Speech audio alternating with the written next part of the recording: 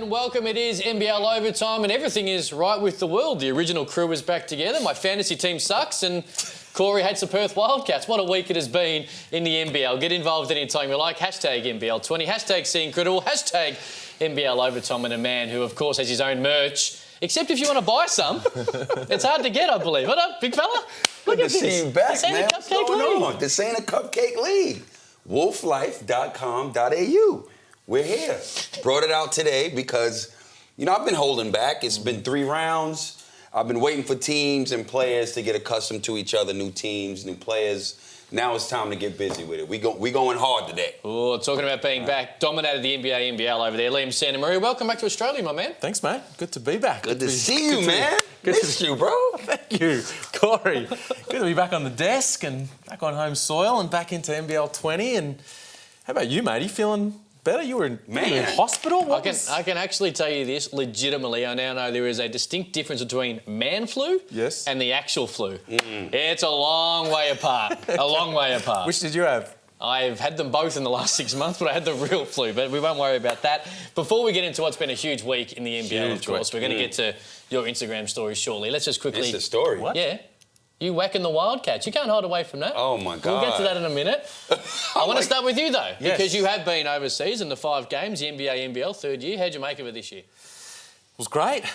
We didn't get any sort of super close game, any kind of single-digit, Melbourne, OKC, Perth in Denver, New Zealand in Phoenix. But I was really proud of how our NBL teams played. Now, the Adelaide 36ers got whacked. They went down by 52 to Utah. 18 all late in that first quarter, 10-0 run in that first quarter. That was a bit of a shame. But the way New Zealand played in their 2 games and the way Melbourne played in their 2 games, there were at times during those games, they were asking serious questions. New Zealand cut the game to 6 late in the third quarter against the Grizzlies. Timeout Grizzlies, they were worried. Melbourne led the Clippers at halftime. It was just... I just love seeing our NBL teams on that stage performing at that level, and it was great. I do like that off air. You were going to try and go with something. Now you're not going to go with it. Are you going to?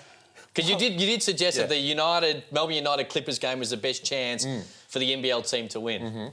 And you're fairly happy with leading at half time. You're counting that as a win. There was only one of those games where the NBL team was leading at half time, and it was that game. And geez, it didn't take long. A couple of minutes in that third quarter, and they just put the hurt on United. But my favourite moments, Tom Abercrombie's dunk on Jaren Jackson. That was huge.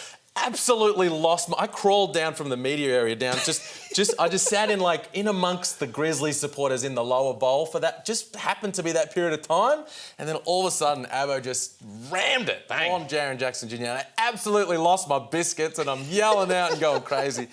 The interest in RJ Hampton. The 100-odd NBA scouts that were at that practice, and then they were all over the front couple of rows for his games. Him matching up on Chris Paul with that NBL logo on his chest was terrific.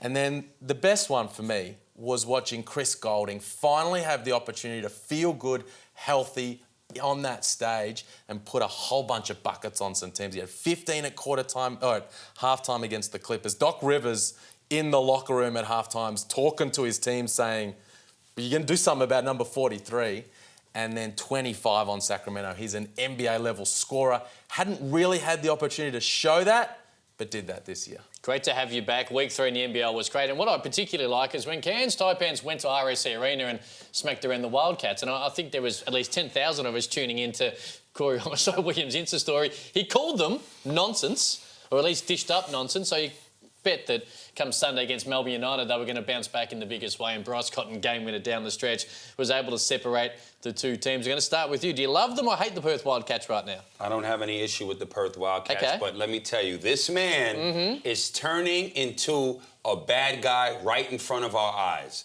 The Bryce Cotton that we knew 3 years ago would never do this. The wave goodbye, get out of here. Good night.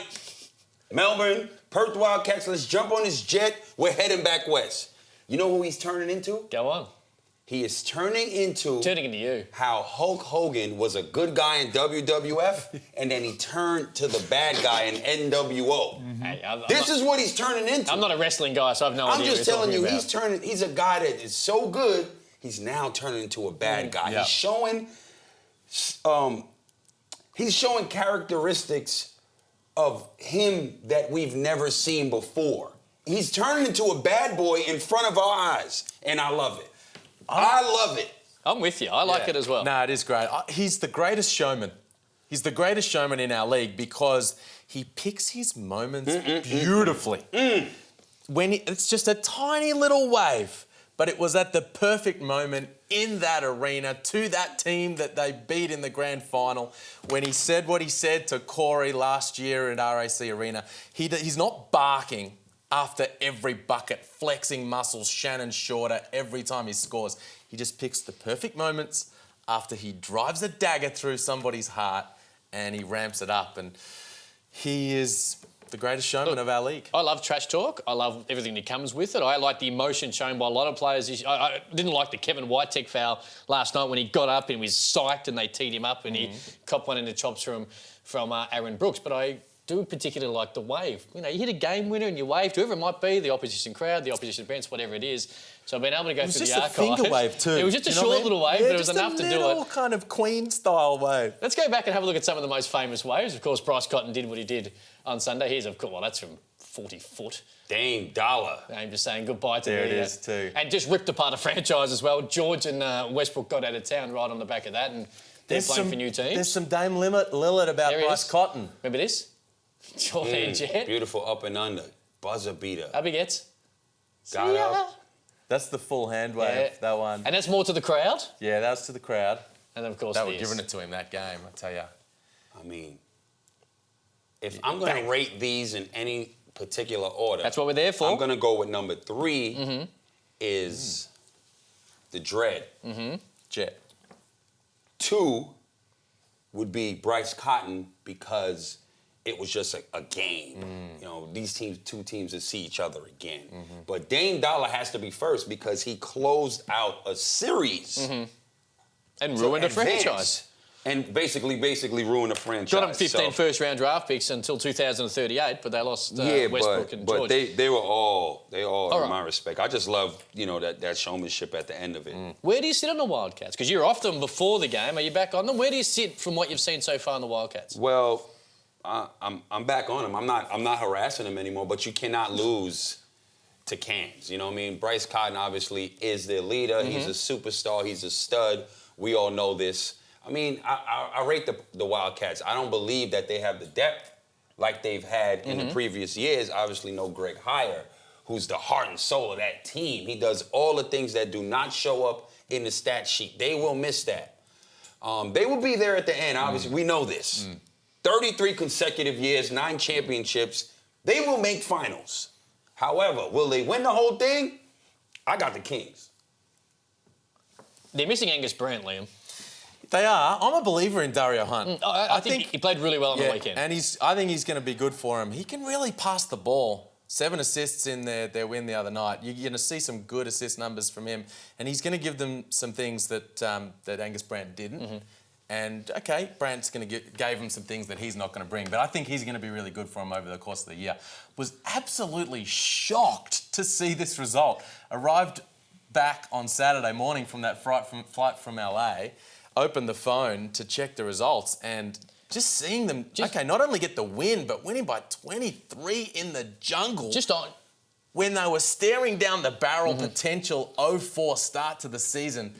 Tip your hat to the Taipans. It's just a misstep. A misstep from the Wildcats, and they'll be fine. I'm glad you said that because traditionally we talk about the Wildcats not getting it done. We're going to talk Melbourne and their slow start in a moment. But the Cairns Taipans going over there and doing what they did, and for everyone who was in Australia watching the game at the time, we spent, in all due respect to the Cairns Taipans, that run to come from the Perth Wildcats, and they stood up and handled it to Scotty Machado, your man, who, of course, you were big on in the pre-seasons, running that team beautifully.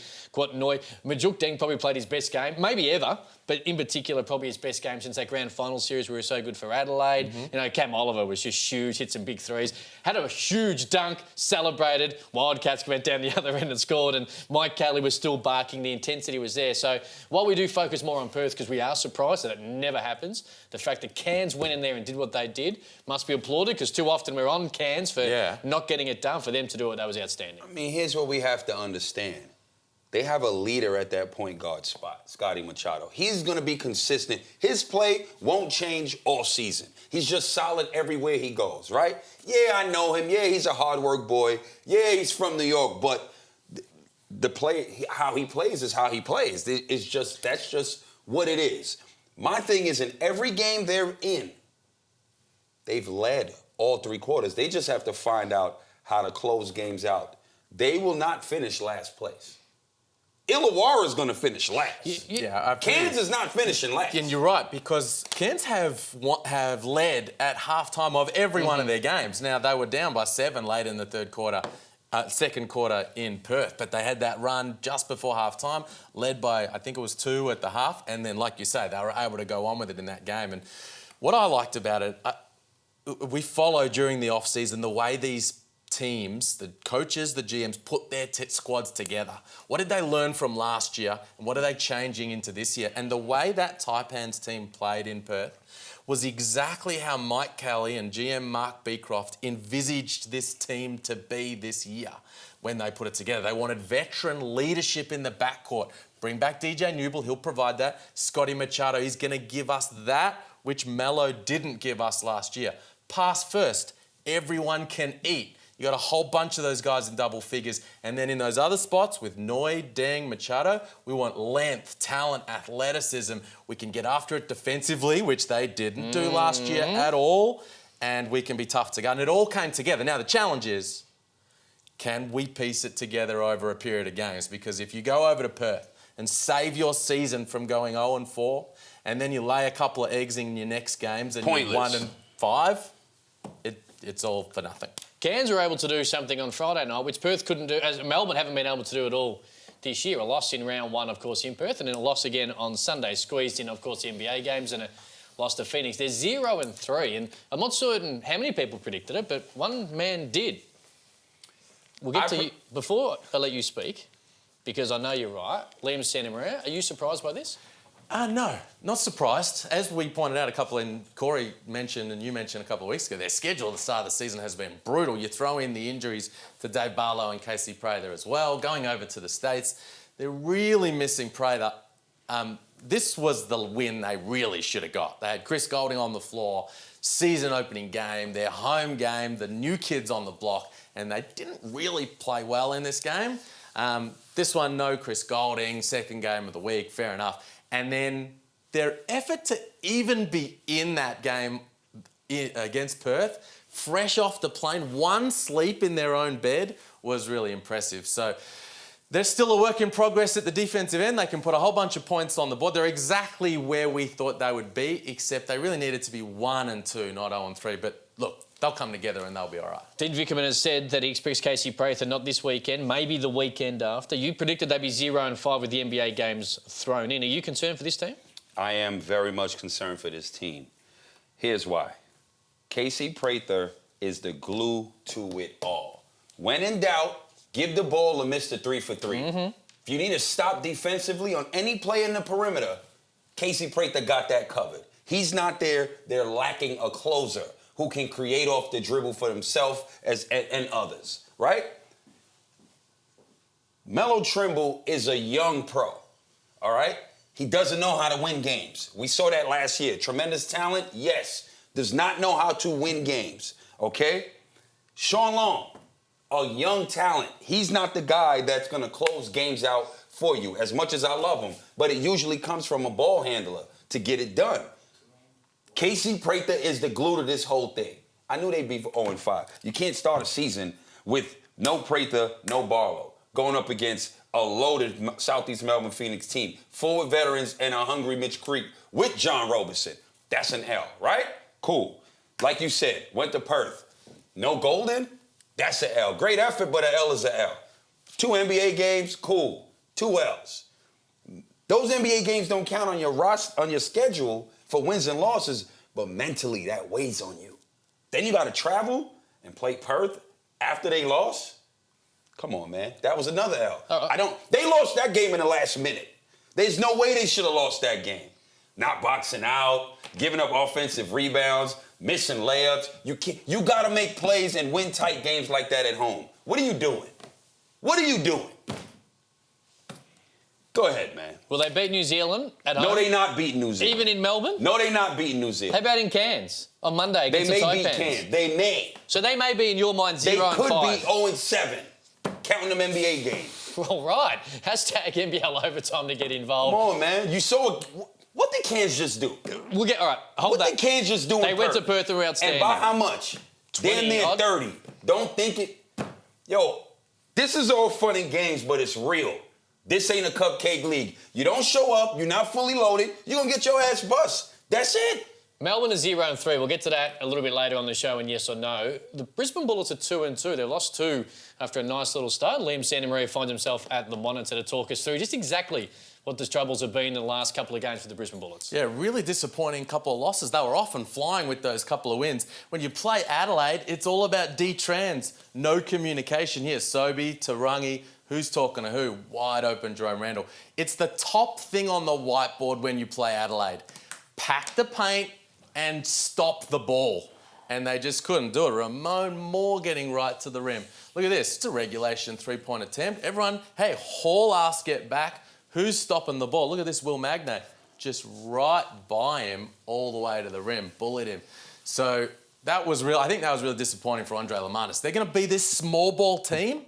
Well, they need to be all of those things defensively, and they weren't that in that game against Adelaide. Now, the other issue, of course, for Brisbane right now is their undersized power forward spot, the way this team was put together. And you see some clips here. They've just been getting bullied in this spot. Mitch Creek taking Taylor Braun to the box. Look at Eric Griffin here on EJ Singler. He was essentially the four-man in this lineup here, and he was a huge problem for them down low. And I like this. Look at this three-person switch here from the Bullets. Get the power, but it's Taylor Braun again. And Keith Benson's just too big for him. So they've got some issues to work out. Now, obviously, that's the way their roster was put together. They wanted Lamar Patterson. He said, nah, I'm too expensive. So they get Taylor Braun to fill that spot. Then all of a sudden, Lamar Patterson becomes available again. They say, we'll try and make it work. At the moment, it's not working. Now, the question is Taylor Braun's contract guaranteed? Or does he have that clause in his deal where he's contracted on a probational basis early in this season? I don't have the answer, but we will see how it plays out. I got an answer. Hit me. I'm gonna give you some numbers real quick. All right. Who's this? This is Braun. 3-5, 3-11. That's like 5.5 points a game. Singler, 10, 4, 10, and 3. That's like 6 points per game. Somebody's going home at some The point. thing is, it's not Singler. Singler is the Jeremy Kendall replacement. He's the budget import. The money was paid to Braun. Well, I tell you this. If these numbers continue, my man, you on a flight. Done. Next. Hashtag NBL Overtime to get involved. Let's go to South East Melbourne Phoenix. Let's do that. Who have been outstanding. Huge win, of course, to open the year in a throwdown. They were outstanding against Brisbane, and likewise in the win against Illawarra. They'll go to the jungle this weekend, but they've been outstanding. Of course, Mitch Creek, John Roberson, been unbelievable. But I want to start with you, Dane Pineau, because he's starting to 5, which I don't think anyone saw, and I think there was a little bit of an idea it would be Keith Benson, but Dane Pineau's forced himself into his starting centre, and I know you are huge on him, Homicide. You know, one thing that I do is I give credit when credit's due. This young man has come in and didn't even know he was going to start game 1.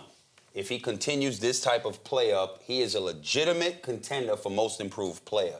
Wasn't able to play, obviously, because current MVP Defensive Player of the Year, Sydney King's Andrew Bogut. Of course, he has got no playing time, little to none.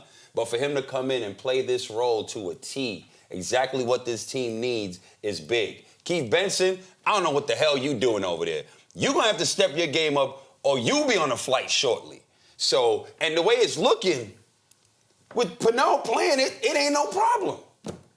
Kudos to you, Dave Pineau. Just quickly, Liam, 6,000 you're away, but 6,000, highest ever crowd for a new franchise and a sellout against LaMelo Ball and the Hawks on Saturday night. They're doing everything right. Rightly or wrongly in sport, winning solves everything. And they continue to win. People will continue to get behind them. They're fun to watch. They are super fun to watch. And credit to them, credit to the entire organisation. Now, Tommy Greer is my guy. Let's put my cards on the table. I'm not going to pretend otherwise. Simon Mitchell coached me way back when. I've got a soft spot for him. I'm not going to pretend otherwise, but man, you have to tip your hat to everything this organisation has done thus far. And you get 10,000 people at your second home game in your existence. Okay, LaMelo Ball helps. It helps that you've been winning. It helps that you are playing on a Saturday night. But that is a tremendous result. And to me, you know what? It comes back to how they handled Mitch Creek. The risk they took in signing him, because we sat here, we said he's not going to be here. You said he's an NBA, he's not going to be here. And I feel like the way they handled it, they danced the perfect dance with that Mitch Creek situation, because yes, they put their cards on the table and said, we want to build our franchise around you because he's the perfect guy. He's just a world-class player. He's a world-class culture builder. He's everything you want in that guy.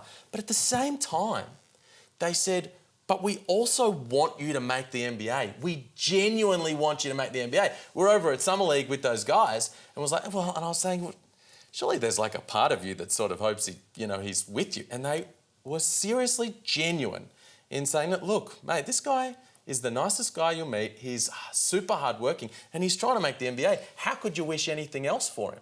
And so how could you not want to play for this franchise if that's how they're going to handle their guys? And now, as a result, they've got a Mitch Creek who is 100% bought in and is taking that franchise to incredible levels right out of the gate. The way they pass the ball on the weekend as well, and the way they give it up open man for a three ball, where they leave a lot behind. We spoke about this in the preseason, but they're nailing them right now, and their unselfish attitude, I think, is a real, tick to the culture that they spoke so much about instilling prior to it. They're 3-0. The Sydney Kings are 4-0. Win at home against New Zealand last week. Then, of course, went to New Zealand on Sunday. But it's come at a little bit of a price. 2 months out, an ankle injury for Kevin Lish against the 36ers the week before in this game we're seeing there. And looks like he's at least 2 months on the sideline. Well, yeah, that's extremely unfortunate for the Sydney Kings. But these guys they're fully loaded. Mm-hmm. You know, if anything, that's just more shots for Casper to get. They are going to replace him. No problem. They are going to replace him. I shoot a number 2. No problem about that. But they're playing sensational basketball. Yeah. It's really impressive. Andrew Bogut is earning my respect by the game. The way he's just... First of all, when he left the NBL and went to the NBA, he left in great form. The product went better back to the NBA, the product meaning him, then he left to first join the NBL. Mm-hmm. So after that, I've obviously had a chance to cover the Boomers and some of the exhibition games and to see him, the way he's been playing. And then from there, World Cup, how he's played, I've been impressed. So for him to obviously take that momentum into this season, they're off and running. I'd expect this, and this is just great stuff, what he's doing. Now, I'm not sure if the Sydney Kings feature and Santa's watching, which we're going to get to in a split second. Hashtag NBL Overtime to get involved. But before moments away. Beautiful. That play was so nice. It's good to see Didi Louzada on the court, wasn't it? Didi! There you go. Beautiful. All right, let's get... Hold on. Can I just say something about Kim Lish? Yes. Because, they're going to replace him. Yes. He's a local. Yes. He's got an import up their sleeve. Yes. So that's where I'm going to throw a name at you and yes or no, though, so don't go too soon. But that's where that sort of thing comes in handy. Everyone, so we got an import up your sleeve, use it. Get another big guy, things like this. Well, hold on, we can use that in situations like this. There aren't many locals lying around, right? You know who would be the perfect guy in this situation? Ethan Rusbatch.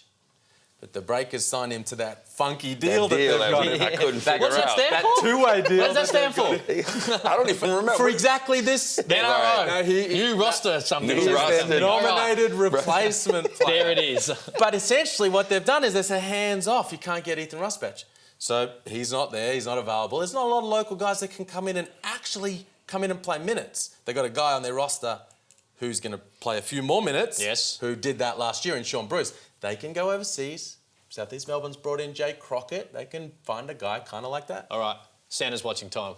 We're short on time, so fire away. Let's roll it. I'm making up time from I've used some things from the Yes. first. Look, Kyle Adams is trying to do the right thing and help his buddy up, and he went over on the wet spot. So there's a few things from the first 3 rounds, not just the last couple of days. Look, this was Sam Frolling's debut game. Whack! Oh. He was great last I night. felt for Andre Lamanis. He'd obviously been holding this in the whole 4th quarter. Gone. Had to go to the bathroom. He's got the turtle head and he's trying to just get... Oh, come on.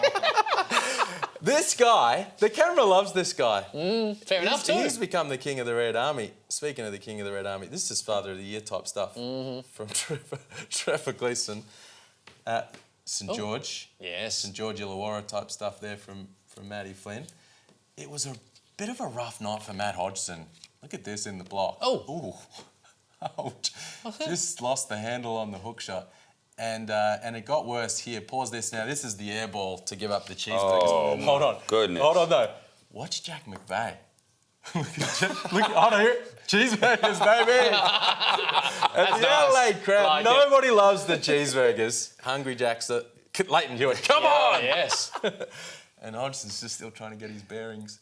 And this turnover from LaMelo wasn't ideal, was it? He had 2 open shooters. Split the difference. And he just put it right between the big sticks. That's when those no-looks don't look good. Hashtag NBL Overtime to get involved anytime you like. And we're talking, all thanks to LD Mobile. We do it each and every week. Make sure you get involved at NBL on socials. And, of course, all thanks to LD Mobile, the top 10 plays of the week. It's time for us to see who's flying high in round 3. It's your Aldi Mobile NBL Top 10. And at number 10, Damian Martin picking up full court, then getting the ball and diming up his cohort. Streaking in quicker than a sun ray, it's Nick Kay slamming in the number 10 play for Perth. On to number 9, where Jerome Randall showing off the handles before rising and shining with more hang time than the Mona Lisa. Jerome knocks that one home at number 9. At 8, James Harden, eat your heart out. Scott Machado is a gunner, showing off the one-legged three-point runner, beating the shot clock for Cairns at number 8 as the Snakes get the massive upset in the jungle. On to number 7, and it's Eric Griffin, putting a little violence in his defense. Josh, wearing the mask, kept screaming, ooh, somebody stop me, and tracking back and smacking that is Griffin as Boone gets twice played by the man for Adelaide at number 7.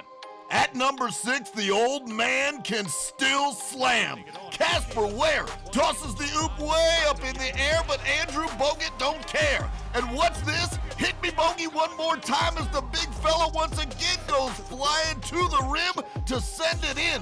It's deja vu as Ware and Bogut leave New Zealand reeling with identical oops for the Sydney Kings. On to number 5, and OB Shea more lethal than Darth Vader's lightsaber as the Rim Raider unleashes this huge detonator that's getting more views than the new Star Wars trailer. Obi using the force of course at number 5 for Adelaide. We stay among the stars for number 4 as Space Cam gets way up off the floor for the score. Scott Machado tosses it up, and it's Cam Oliver making sure. Sporting number 0, Space Cam's an airborne hero. It's a big can slam at number 4. At number 3, folks, Chris Golding is a genius, and I mean this. Going full bore to the floor, then it's a blind find without a hitch, and taking it home, it's money-making Mitch. CG43 didn't even need to see to set up McCarron's beautiful rim spree at number 3. On to number 2, and guess who? LaMelo Ball using the screen, then getting obscene. Not once, but twice. Behind the back, and oh my, Josh Boone's rocking the rack. Illawarra getting in at number 2. Oh, what could possibly beat that? How can I explain? It's Bryce Cotton bringing the pain like Charlemagne as he wins the game right off the window pane. Bryce, colder than ice as he says his goodbyes and lands at number 1. Here's our top 10 plays, all thanks to LD Mobile. We are running horribly out of time, so I'm going to have to get rid of yes or no, which upsets me greatly. But firstly, what are you most looking forward to? Come on, man. Melo versus RJ. Oh, jeez, God. That's what the people want to see. There goes the Insta stories going nuts. What are you looking forward to? Mellow Trimble back in front of the bored fans in Cairns. That's it. We're done. Yes or no, be back next week. Hashtag NBL Overtime to get involved. Enjoy the hoops. Peace. This ain't a cupcake league. This ain't a cupcake.